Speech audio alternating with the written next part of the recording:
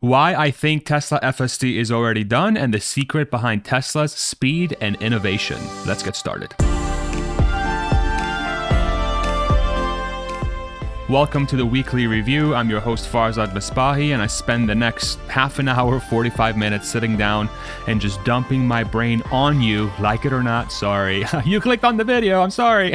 But essentially, I use this forum to sit down and recollect my thoughts for the week and sort of share where my head is at in different topics. So thank you very much for joining. Just a heads up, for the folks that have been listening to this sort of format, started with this intro screen, and I think I'm going to start featuring artists that I listen to or are local or I'm close to and I know on this sort of starting screen. And then what I would love to do at the end of these reviews or these episodes is to play the song in full. So if you're somebody who is an artist and would like to get their music out there, feel free to send me an email at info@farzadmisbahi. I'll put a link for it right here somewhere at gmail.com. And, if it's something that I vibe with or it's something that I really enjoy, I'll put it up on my episode, and we'll use this format to sort of get your music out there. Being a musician myself, I'm sure you can see the guitars over there somewhere. I think as this platform sort of grows, one of the things I really want to do is support artists and musicians. And I think there's really room for a lot of folks to do that. And so I want to make sure I do that on my end. So I think I'm going to start using these sort of spots for that. So if you're somebody who likes to play music or somebody that enjoys sort of building, making music and wants to get it out there, send me an email. And then if I vibe with it, I'll put it right on this channel. So thank you very much for doing that. Anyway. All right, first topic for today, and probably why you clicked on this video, which is probably going to be the title and probably the thumbnail of the video, is why I think Tesla's full self-driving is probably already done, or call it 99% complete. And most people, especially outside of the Tesla community, are not aware of it at all. And I think there have been things that have happened here recently in the last month or two that are clues as to why this is the case. So let me sort of sit down and give you a baseline of why I think we are what we are with, why I think we are where we are with Tesla's full self-driving. So some of the happenings that have happened. Number one, as we all know, Elon is purchasing Twitter, which is going to be a gigantic time sink, most likely. And when we say gigantic, we're probably saying like anywhere between, 10 to 20% of his time, which for someone like him, it's a significant man hours, especially compared to other folks that don't have the sort of level of, I believe, the level of execution that he has. Okay. So, 1 hour in Elon's world is probably 10 hours in mine. I don't know. The dude's just way better at that stuff. So, but it's going to be a significant portion of his time. That's one.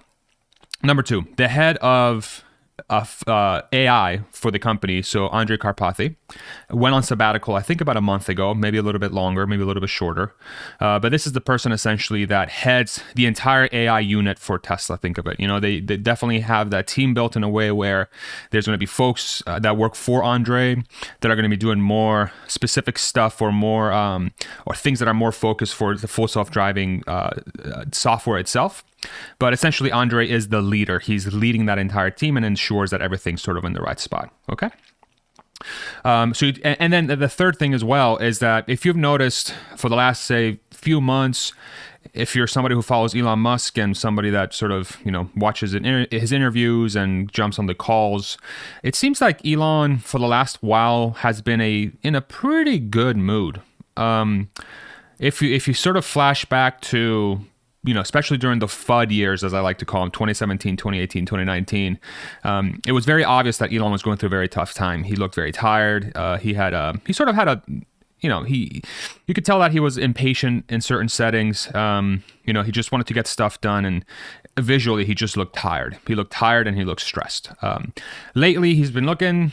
he looks pretty good, but he's been very cheerful. He's cracking jokes on the quarterly calls. He seems very measured, and he's all focused on what's going on, and is giving answers in a way that I think somebody that would be in his mental state is probably relaxed when he's giving those answers, right? But that third one is it's just more gut feel. There's nothing obviously scientific about any of this really, but those three things together, I think, paints a very solid picture of as to why FSD is done. So let me walk you through my logic. So if you are the founder of the company, in this case Elon, and the leader of the company, and as he stated many times, the AI portion of the business, so call it full self-driving and sort of loosely tied to that, the bot.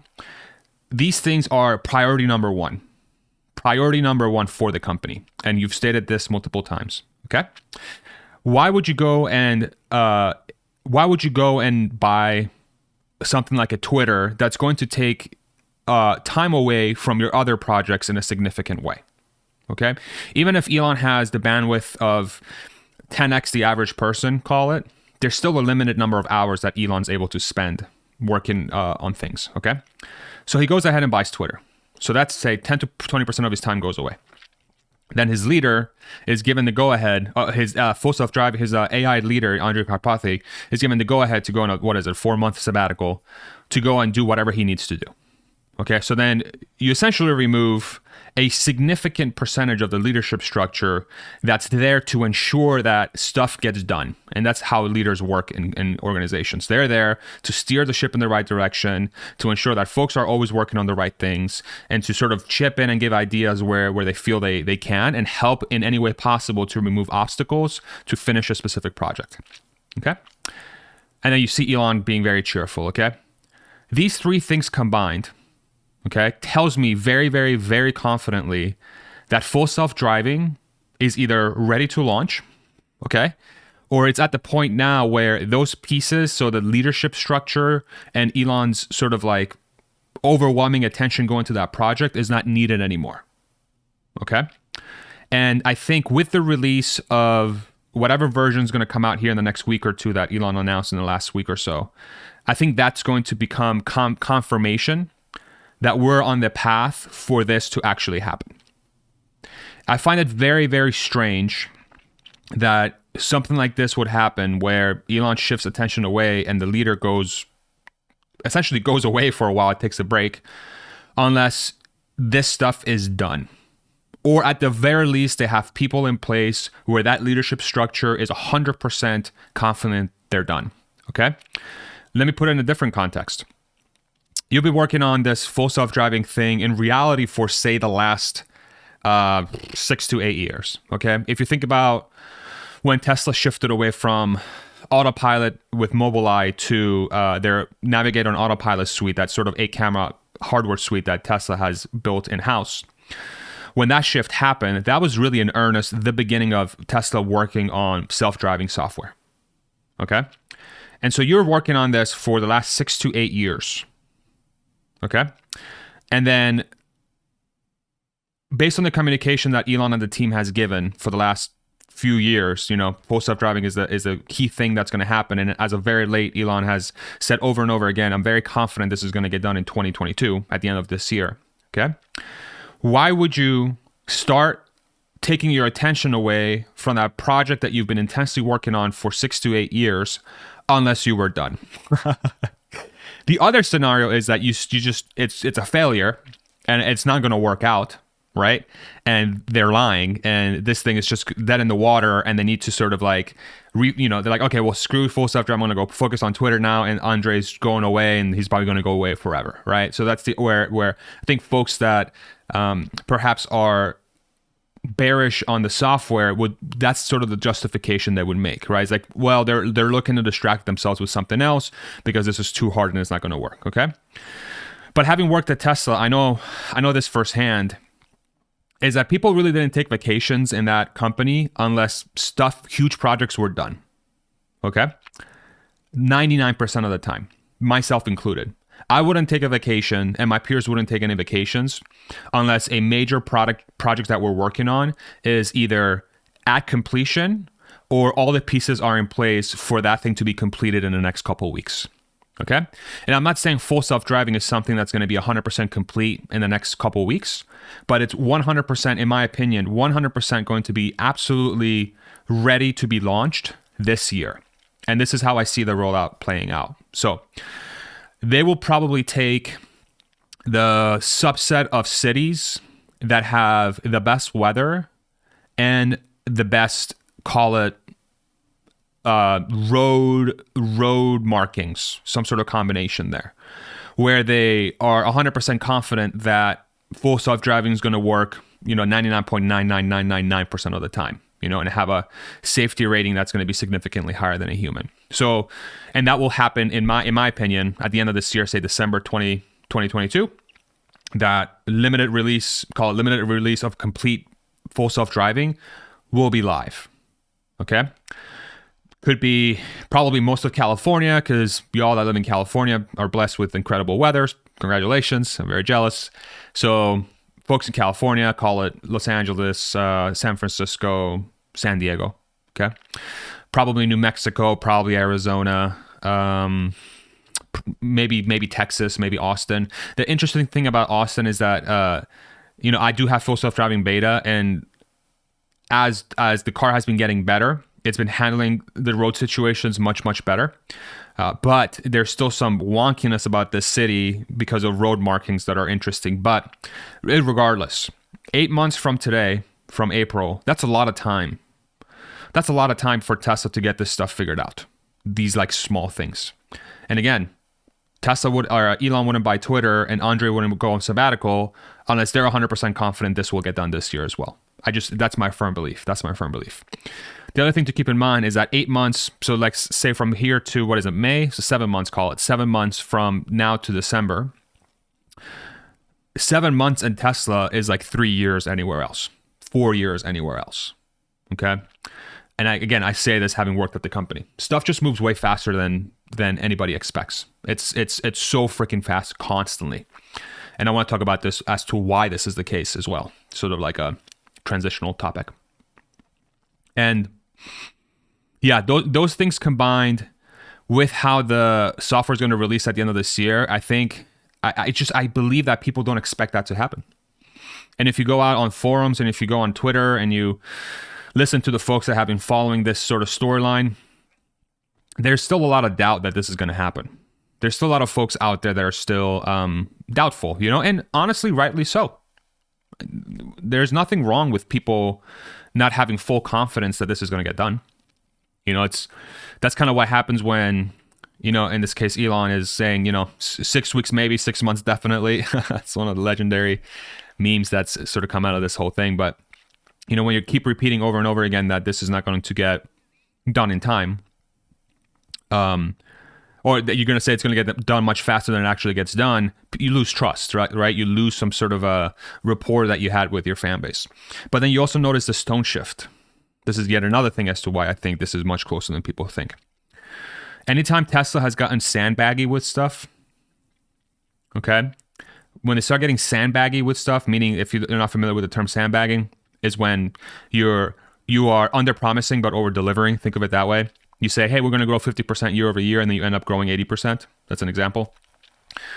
The verbiage around full self-driving has changed as well with Elon, right? He's saying, and this is sort of a part of the interviews that people follow. This is sort of not verbatim, but sort of the quote is something along the lines of, full self-driving has proven to be very difficult because anytime you think you're done, there's a lot more challenges ahead of you. There's a lot more... there are things that you don't really figure out until you hit a limit, and then you got to sort of regroup. And full self-driving has been, in a way, the biggest lesson for him and that team for that specific type of challenge. Okay, and the best way to describe it is you have a logarithmic sort of curve, so you make a bunch of progress in the first, say, 80% of that thing, or not even 80%. So you go up straight line, and then all of a sudden you tail off for like the next 90 days. And then for you to take the next step up, you have to sort of rework how you approach the software, essentially. So this is sandbaggy type verbiage. This is Elon coming out, rightfully so, saying that, hey, this is very difficult. It's something that is going to be extremely challenging, but we feel confident that we're going to get it done this year. And that verbiage hasn't really changed. So sort of a combination of like sandbagging and also reconfirming their sort of intention of when they think they're going to get it done. But the fact that, again, the Twitter purchase, the more I think about it, I think it has way more underlying connotations and way more underlying things to it, that if you really start thinking about it within the context of everything else that Elon's working on, it really brings to light just how smoothly those companies that he has under his wing right now, especially SpaceX and Tesla, how smoothly they are running right now, or up to the standard that he believes is smooth or good enough for him to steer his attention away from that to solving yet another humongous problem, or humongous, call it challenge, that Elon views as very important. In this case, Twitter, free speech, blah, blah, blah, right? And an opportunity for him to make that happen, okay? It's really, really interesting. It's really, really interesting. And the more I think about it, I think the more obvious that becomes. Again, I think once that this week's release or next week's release, whenever that release comes out where Elon says, this is a big one, right? This is a big one. And he likes to just hype this stuff up, okay? He does. But because of those things that have happened beforehand, with him buying Twitter and Karpathy leaving and stuff like that, I think that combination is going to make it very, very obvious that we are basically there. We're basically there. It's just a matter of time. It's just a matter of collecting the data, putting it through the computers, Dojo or whatever, or manual labeling, whatever process they have right now. It's just a process of repetition, right? Take data, label, throw in computer figures it out, boom, you go. Like sort of that iterative process that they've built in the sort of whatever they have going on that improves the system. The faith is there for that thing to complete full self-driving. And they ain't got to be there. Andre does not need to be there for this to happen. Now, I'm going to start tying this into the reason why Tesla is so innovative and fast, having been there over 4 years. And I think, again, sort of ties to Elon and Andre sort of being, people like to call it distracted, but the way I think about it is that now they have bandwidth to take care of other things that they want to take care of. That's how I think about it. Tesla, especially for its size, does an incredible job at empowering its employees. A really, really good job. And so the way I explain this is, and I've talked about this before in my videos, but it's oftentimes, say the first 6 months of me working at the company, I was truly shocked by how much trust they had in me as an employee at the company to get stuff done. Okay? Huge projects where I didn't have any background in that stuff whatsoever. You know?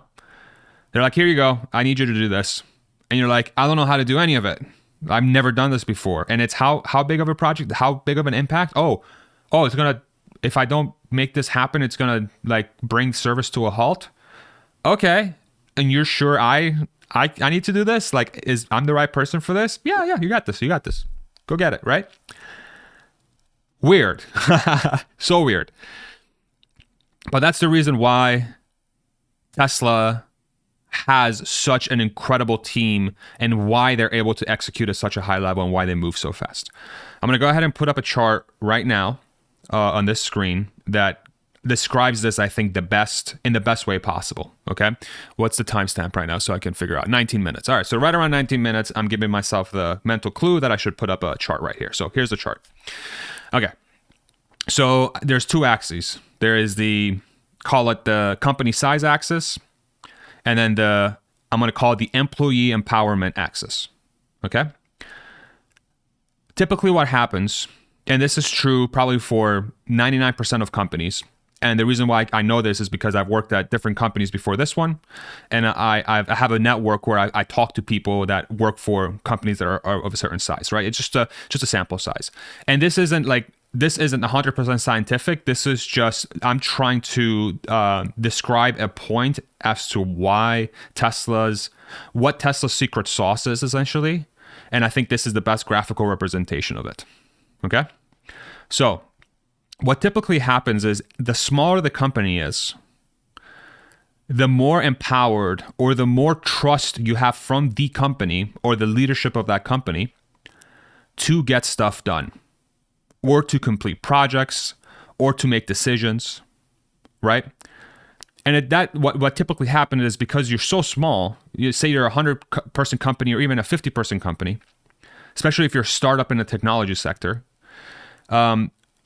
you're almost like in a desperate situation because you're probably in a situation where you have little funding and you need outsized work and outsized effort, meaning that you have to put more than average effort and time and hours into a specific project or thing that you're working on to ensure that the company is successful. And the smaller the company, you're almost forced to trust the people that you have because you literally can't hire anyone else. You don't have enough funding to have a staff. Okay? And so if you look at the chart here on the upper left-hand corner, you can see as the company is smaller, that empowerment of the employee is essentially at its peak. Okay? And then what ends up happening over time, especially if a company is successful and they start growing, is that as the company grows, that empowerment, that flexibility, that freedom that the employee has to make decisions for the company, big decisions, sort of like freedom of solving problems, that diminishes over time. And the reason why is because we live in a sort of society, or I guess not society is not the right word. For some reason, work culture works this way. And if you're familiar with any of this, please drop it in the comments and help me sort of perhaps either prove this point or disprove it. Because this is just my opinion. This is, I think, why this is happening. So please leave a comment if you agree or disagree with this. Is that as a company grows in size and people, there's this push to standardization. There's this push to SOPs or standardized operating procedures. Think of it that way, where the company is incentivized in a way to ensure that nobody gets out of line or that nobody makes the wrong decision. Essentially, it's a de-risking of wrong things happening. And the bigger you get, the way company leadership usually looks at the staff is that, hey, we're now bringing on people, but the more people we bring on, the more likely potentially it is that someone's going to mess something up really bad, and then all of us are going to be stuck doing the work to fix it. Okay? And so what ends up happening is that roles become much more focused. Roles become much more standardized. They become much more repetitious, right? They become much more standardized. Where eventually the goal of a company would be to essentially get, I hate to put it this way, but a company's goal is to essentially, especially if it's a really large company, each human, they would be the happiest if the human is essentially like a drone. Like here, and that's why you have job descriptions at companies. You know, like when you look up a job description for a company, they have a list of things that they want you to do. And the bigger the company, the more they want you to keep to that list, and they want you to be perfect at it, and they don't want you to deviate because that's how they ensure that you don't step out of line. They maximize your chances of not stepping out of line. And then 2, they've built ways to compensate you by tracking these specific things. And so if you step out of line, the company freaks out and they don't really know what to do. They don't know how to value you. And I'm going to make a controversial statement here, and I'm not anti-union, but I'm just going to say it anyway. And it's even worse in a union environment because then union environments are super strict when it comes to this. Super strict. And the larger a company gets, the more likely it is that that company will become unionized as well. That's sort of a separate point. But that's why you have this trend of as the company grows, the empowerment of the individual worker diminishes because it's in the best interest of the company if the company's mentality is to de-risk its workforce from making mistakes or doing things that they can't track. It just naturally happens, okay? And that's why you have sort of people always talk about corporate America. I'll use American as example. Corporate America. That's why you have a significant percentage of the population out there that work on a daily basis. They hate their jobs because they go in and do the same thing over and over again, right? And upward mobility is limited. If this jives with what I'm about to say with your daily life, your work life, let me know. How many times have you been in a situation where you have to be at a job for a certain amount of time to get promoted, right? The guy that got promoted was here for 4 years, right? So you got to put in the time, and you got to show that you're very good at being repetitious, right? It's not so much that you're being rewarded for thinking outside the box and coming up with new ideas. You're rewarded for doing the same thing as long as possible without making mistakes. Okay? Let me know if that connects with you in any way. The reason why Tesla is so different, and the reason why in the graph that I've put up, the reason why it essentially breaks the graph is because, especially at its size of over 100,000 people, I think the last time Elon said it's 110,000 person company,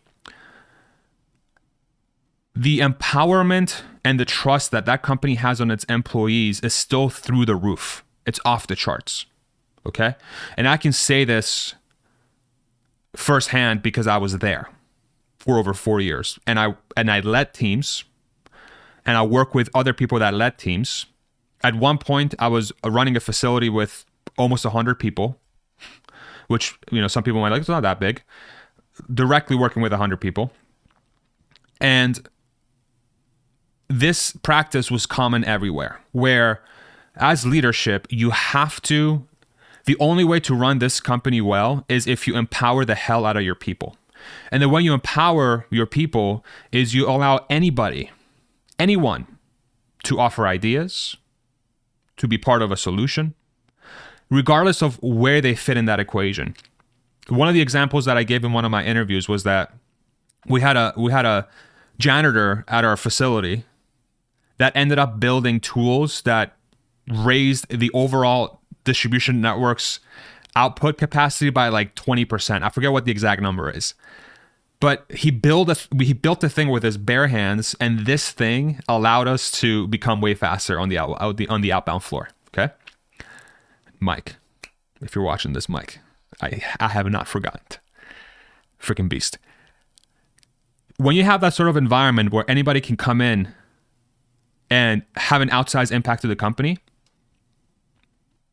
especially at that size of company, you automatically become a super fast, super innovative company. And the very interesting thing to think about within that context is that Tesla has almost broken that formula of, as the bigger you get, the more you want to control your workforce. I use control, that word, loosely here. But the more you incentivize your workers to be super focused on a specific thing and to not think outside the box as much, either on purpose or by accident because of the rules you've set up and the procedures that you've set up. Now Tesla has an army of 110,000 people where each one of those 110,000 people could come up with a brilliant idea that's going to make the company faster or better or more innovative or safer. Okay? They've flipped the game. And it all comes down to trust. That is why Tesla is so freaking fast and so freaking innovative, because they trust.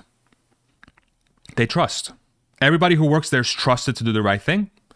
Everybody who works there is empowered to do the thing that they want to do, that they think they can do better. And the bigger thing is that if you mess up and if you make a mistake, you're not punished for that mistake. They give you the ability to, the world that we lived in, the way my sort of leader put it is that, and I'll, drop an F-bomb here, apologies. He's like, hey, I don't really care if you fuck it up.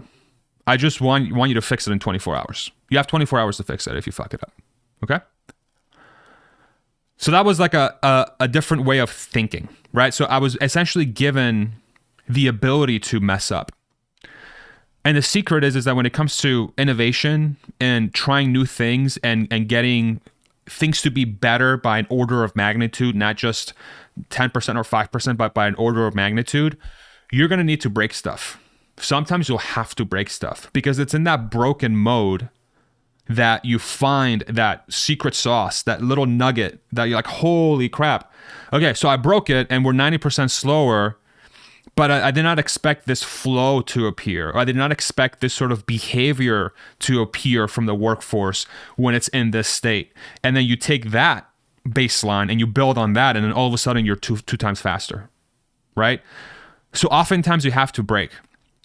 And a lot of times workplaces, I think, try to approach innovation way too scientifically. They try to approach it in a way that's way too reserved, and like it has to be like peer reviewed, and somebody with like an extensive background has a step-by-step method to try and get you there, okay? And I'm not shitting on these methods. I'm just saying, like, usually that's what happens. That's why consultants are so popular. That's why they make so much money, is because companies bring people to consult them on how to do things better. But in reality, what I learned at Tesla is that the best way to get faster and be innovative is you just have to have a bunch of people that are very creative, are extremely hardworking, who are brave enough to break stuff, and who are committed enough to fix it if it's too broken, and are not afraid to try new things. And when you have 110,000 people at that company that you're hiring, that you're looking for that sort of mold, and you give them the keys to essentially run the company, what do you think is going to happen? You're going to have a company that's going to be creating things that are way more advanced, way faster, way cheaper, way more innovative, way more fun than any other company, especially within that size. So that DNA, that culture, somehow, and this is where I think people are it's going to be one of the biggest things to figure out if we really want to figure out how to create the next generation of company and work culture, is that we need to figure out how Tesla did this at 110,000 people. Okay? That is the secret sauce. That's Tesla's secret sauce, is they know how to empower and trust those people to make the things for the company. Which then, by happenstance, what that implies is that Elon really is not doing that much as a whole. And I'm not saying Elon's not working hard. Of course, he's busting his ass. Okay? And if Elon, you're listening, I'm not saying you're not a hard worker. This is not my statement. My statement is that as a percentage of the total awesome things that are happening at the company, Elon is a much smaller percentage than probably most people know or think, because that sort of environment exists. Okay? And I think if Elon listens to this, he would agree with it. To be completely honest, I think he would. That's why Tesla is Tesla. That's why SpaceX is SpaceX. That's why every company that he leads, in my opinion, is as successful as it is, because the employees are truly empowered. What's the flip side of that? You will sometimes have situations where some people will break things really badly, or they will do things that are not within the confines of what the company is teaching or encouraging its employees to do. Okay? When you have that much trust and freedom, when you have 110,000 people, you're still going to have the risk of somebody coming in and breaking it beyond repair. Breaking it so much that it requires an outsized effort to fix it. Put it that way. Okay? But that's the price you pay if you want to grow as fast as Tesla wants to grow, and they want to change the world the way they want to change the world. Okay? Because the opposite is status quo, corporate America, boring, repetitious, people hate their jobs, and nothing fun gets made. Nothing truly deep and passionate and something you can resonate with gets made. That does not exist, okay? That's the price you pay. And luckily for Tesla, they have an excellent group of people and group of leadership that when that stuff goes down, if that person, if they can't figure it out and fix it, whatever the context of that is, gone. Bye. Right? Another reason why Tesla trusts its employees so much is because they trust that when the wrong thing happens, they have the right structure in place to deal with it, and deal with it very quickly. Okay? Yeah. So I hope that gave you a little bit of context into why Tesla is so fast, and I hope you can see how those two things are tied, sort of the full self-driving thing and the speed of innovation and whatever that I just went through this whole, how long is this video now? 35 minutes? This whole thing that I went through. So I hope that helped you maybe paint a better picture, a clearer picture, just based on my experience. I'll end the video by saying that I do not speak for every Tesla employee, not at all. These are my opinions. Like, this is what I think is why makes Tesla so successful. And I could be 100% wrong, but I feel pretty strongly about this. And I saw it firsthand. I've been following the company since 2012. I feel like I've been very blessed and lucky to have this sort of unique insight into this company in this way. And I'm very confident that's the secret sauce. So like if you're a company out there that's say over 100,000 employees and you want to be as fast as Tesla, the one thing, literally the thing that you should do, is you have to break apart every single structure you have that tries to limit your employees and just open that sucker right up. And be prepared for things to break often and quickly and sometimes very, very painfully. And so you're going to require some sort of time commitment from your folks that says that, hey, we're going to give you freedom to find the right solutions. But when stuff breaks, be ready. Be ready to fix it because it's going to suck. It's going to suck. But when you have that thing built that's going to be 10x better than whatever you did before and it's going to be 10x better than your competition, you have to ask yourself, do I want that? Is that something that I'm comfortable with? Is that something that is going to make me happy? And then the goal is to find those people that are connected to that and find that outcome invigorating and something that they want to be a part of. And those are the people that you desperately empower as much as humanly possible, and you reward them and you move them up the ladder, right? And then they become your leadership group, and then those people pass on their knowledge to everybody else that's reporting to them or being mentored by them. And then before you know it, you have this hierarchy or this thing of a staff where everybody's bought in. But that transition will suck so bad. And most companies will probably fail when they try to do that because they don't have the right culture. But at the very least, they would have tried to make a better company, and they would have tried to make the ultimate thing they can make for themselves. Thank you very much for watching. We'll see you on the next one. I hope you have a great day. Take it easy. Bye-bye.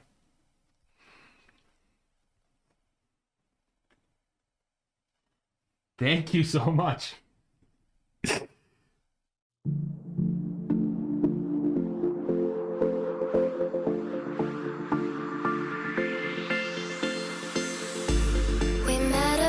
Sunday, all the words pouring from your mouth, didn't see it coming.